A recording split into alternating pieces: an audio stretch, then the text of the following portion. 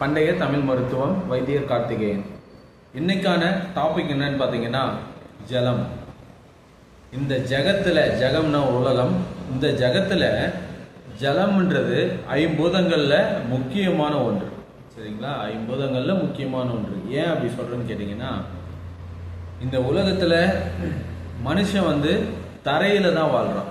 அப்படி தரையில் வாழும் பட்சத்தில் நம்ம நிலப்பகுதியை 4/3 சூழ்ந்துள்ள ஒரு பூதமானது தண்ணீர்.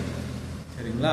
அப்படி இருக்கக்கூடிய பஞ்சபூதங்களில் முக்கியமான தண்ணீரை பற்றி தான் இன்றைக்கி நம்ம பேச போகிறோம்.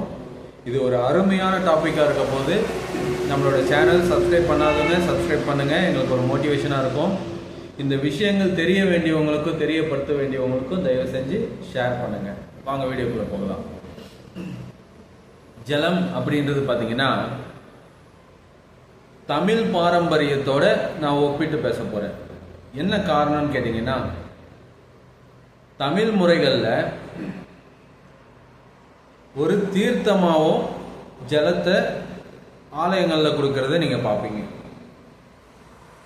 3 கண் கொண்ட தேங்காயை உடைத்து அதில் இருக்கக்கூடிய ஜலம், தேங்காய் தண்ணீரை அதை தீர்த்தமாக செம்பில் போட்டு அதை கொடுக்கறத பார்த்துருப்பீங்க. வேப்பிலையில் தண்ணீரை தொட்டு, மஞ்சள் தண்ணீரை தொட்டு தெளிக்கிறத பார்த்துருப்பீங்க. அதே போல் நம்ம இஸ்லாமிய நண்பர்கள் துவா செய்யும் போது ஜலத்தை வைத்து அதில் துவா செய்து கொடுக்கறத நீங்கள் பார்த்துருப்பீங்க. அதை கையில் எடுத்து முகத்தில் அடிக்கிறத பார்த்துருப்பீங்க. சரிங்களா?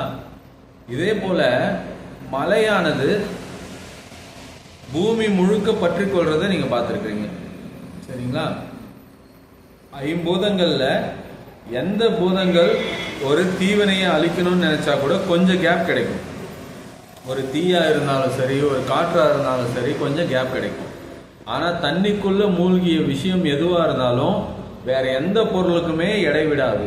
ஈவன் காற்று, வாயு, அந்த வாயுவை உடனடியாக அரெஸ்ட் பண்ணி ஒரு உயிரை எடுக்கக்கூடிய அளவுக்கு ஜலத்துக்கு சத்து இருக்கு. அதே ஜலத்தில் வாழக்கூடிய மீன்கள், அதற்கு வித்தியாசமான சத்து இருக்கு. சரிங்களா? இது எல்லாமே நான் ஏன் உங்களுக்கு சொல்றேன் அப்படின்னு கேட்டீங்கன்னா, இது எல்லாத்துக்கும் பெரிய ஒரு சூட்சுமங்கள் இருக்கு. ஒரு தாவரங்களையும் நீங்க பிழிந்து எடுக்கும் போது அது ஜலத்தினோட சேர்ந்து தான் அதனோட ரசமானது நமக்கு கிடைக்கும். சரிங்களா? தோஷம் அப்படின்றது பார்த்தீங்கன்னாக்கா, முக்கியமாக ஜலதோஷத்தை தான் தோஷம்னு சொல்லியிருப்பாங்க.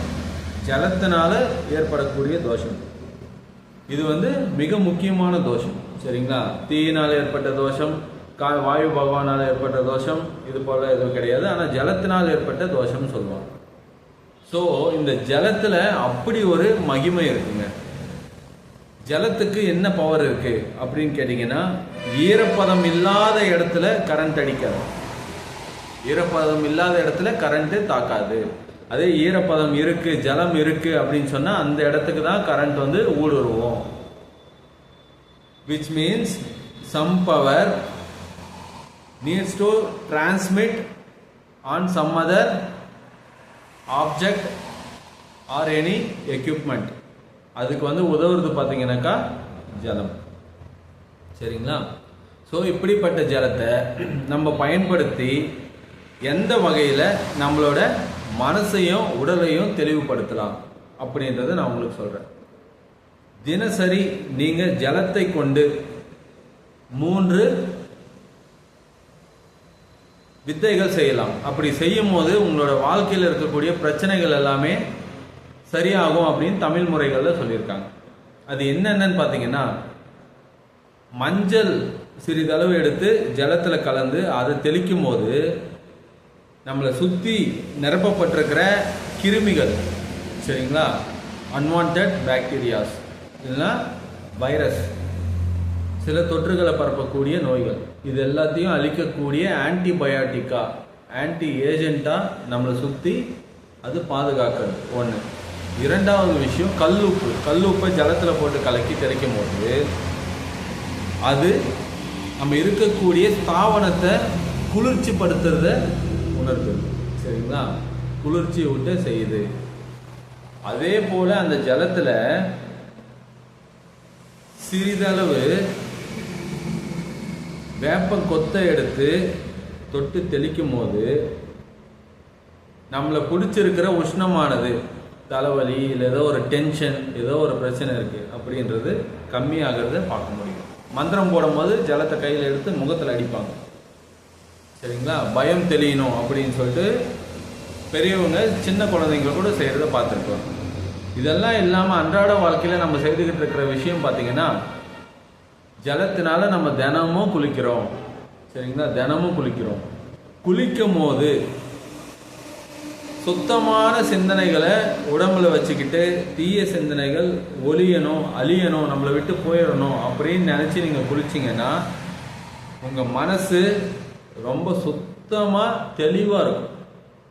சரிங்களா? இதை நீங்கள் அனுபவபூர்வமாக டெஸ்ட் பண்ணி பாருங்கள். அதே போல் நம்ம உடல்லேருந்து நோய் நொடிகள் எல்லாம் சுத்தமாக போகணும் அப்படின்னு குளிச்சிங்கன்னா நோய் நொடிகள்லாம் போயிடும். அம்மை போட்டவங்களுக்கு 9வது நாள் தண்ணீர் ஊற்றுவாங்க. அது காரணம் என்னன்னு கேட்டிங்கன்னா, முழுசாக அதனோட பிரச்சனைகள் அவங்கள விட்டு போகணும் அப்படின்னு வேண்டிக்கிட்டு ஊற்றுவாங்க. சரிங்களா? அதே போல் கோவில்லேருந்து தண்ணீர் எடுத்துகிட்டு வந்து அம்மை போட்டவங்களுக்கு தெளிப்பாங்க. அவங்களுக்கு இருக்கக்கூடிய பிரச்சனைகள் தெளிஞ்சு போகணும் அப்படின்றது தான் அதனோட கான்செப்ட். ஸோ தண்ணீரை வைத்துக்கிட்டு இவ்வளோ விஷயங்களை பண்ணியிருக்கிறாங்க. நீங்கள் ஒரு தர்ப்பணமும் ஒரு பூஜை புனஸ்காரங்களும் பார்த்தீங்கன்னா ஆத்தங்கரையிலும் கடற்கரைகளிலும் கோயில்களிலும் பார்க்குறத நீங்கள் பார்க்கலாம். இது எல்லாமே நீரை ஒட்டி தான் செய்வாங்க, ஜலத்தை நம்பி தான் செய்வாங்க. ஸோ நீங்கள் மனசில் என்ன நினைக்கிறீங்களோ அந்த ஜலத்தை கையில் வச்சுக்கிட்டு அதை எடுத்துகிட்டு போய் ஒரு செடிக்கு ஊற்றுனீங்க அப்படின்னு சொன்னால், எக்ஸாம்பிள், நான் பெரிய அளவில் வசதியோடு வாழணும் அப்படின்னு தினசரி நினச்சிக்கிட்டு ஒரு பாத்திரத்தில், பிளாஸ்டிக் பாத்திரமாக இருக்கக்கூடாது, ஒரு ஸ்டீல் பாத்திரமோ இல்லை இரும்பு பாத்திரமோ இல்லை உலோகங்கள், அலுமினியம், செப்பு, இந்த பாத்திரங்களில் தண்ணி கொண்டு போய் நான் நல்ல ஒரு வசதி வாய்ப்போடு வாழணும், அதுக்கு எனக்கு வழி பண்ணுங்க அப்படின்னு சொல்லிட்டு உங்கள் வீட்டில் வளர்க்குற செடிக்கோ இல்லை பக்கத்தில் இருக்கிற ஏதோ ஒரு செடிக்கோ தினசரி தண்ணி ஊற்றிக்கிட்டே இருந்தீங்கன்னா, ஒரே ஒரு சொம்பு தண்ணி ஊற்றினா கூட போதும், 1 லிட்டர் தண்ணி போட்டிங்கன்னா போதும், இதை ஊற்றிக்கிட்டே இருந்தீங்கன்னாக்கா உங்களோட வளர்ச்சியை உங்களாலே பார்க்க முடியும் கண்கூடாக. இது அனுபவபூர்வமான உண்மை. சரிங்களா? அதே போல் நீங்கள் ஒரு உயிருக்கு, இந்த உயிர்கள் பாதுகாக்கப்படணும் அப்படின்னு சொல்லிட்டு நீங்கள் தண்ணி வச்சிங்கன்னு சொன்னால் உங்களோட வாழ்க்கை மேம்படுறதை உங்களால் பார்க்க முடியும். அதே போல் ஒரு குடம் தண்ணி கொண்டு போய் ஊற்றிட்டு இங்கே இருக்கக்கூடிய கிருமிகள் எல்லாம் அழியணும், ஒழியணும், இதெல்லாம் வெளியே போகணும் அப்படின்னு சொல்லிட்டு வீடு தொலைக்குனீங்கன்னு சொன்னாக்கா வீடு சுத்தம் அடைகிறத உங்களால் பார்க்க முடியுது. சரிங்களா? இது அனுபவப்பூர்வம், உங்களுக்கே தெரியும். வீடை நீங்கள் தண்ணி போட்டு க்ளீன் பண்ணும்போது வீடு க்ளீன் ஆகுது இல்லையா? அதே போல தான் உங்கள் எண்ணத்தில் என்ன இருக்கோ அதை தண்ணீர் வழியாக உங்களால் பிரயோகம் பண்ண முடியும். தண்ணீரை கொண்டு அந்த விஷயத்தை உங்களால் பிரயோகம் செய்ய முடியும். இது 100க்கு 100 உண்மையான விஷயம். சரிங்களா? தண்ணீரை எடுத்துக்கோங்க, உங்களுக்கு என்ன தேவை அதை அன்னைக்கு காலையில், சரிங்களா, காலையில் எழுந்திரிச்சோடனே தண்ணி எடுத்துகிட்டு போய் ஒரு செடிக்கு அதை வேண்டிக்கிட்டு தண்ணியை ஊற்றுங்க. சரிங்களா? அதை நினச்சிக்கிட்டு தண்ணியை ஊற்றுங்க. ஒரு முறை தண்ணி ஊற்றும் போது நினச்சிட்டு பண்ணுங்கள். ஒரு முறை பறவைகளுக்கு தண்ணி வைக்கும் போதோ விலங்குகளுக்கு தண்ணி வைக்கும் போதோ இதை நினச்சிக்கிட்டு பண்ணுங்கள். சரிங்களா? ஏனோ தானோன்னு சொல்லிட்டு அப்படியே போட்டு அப்படியே ஊற்றிட்டு போகிறது பிரயோஜனம் கிடையாது. உங்களோட எண்ணத்தை உங்கள் கைகள் வழியாக அந்த தண்ணீரில் பிரயோகம் செய்ய முடியும். இதுதான் இன்னைக்கான சிறந்த டாபிக். அடுத்த ஒரு அருமையான டாப்பிக்கோடு உங்களை பார்க்குறேன். நன்றி, வணக்கம்.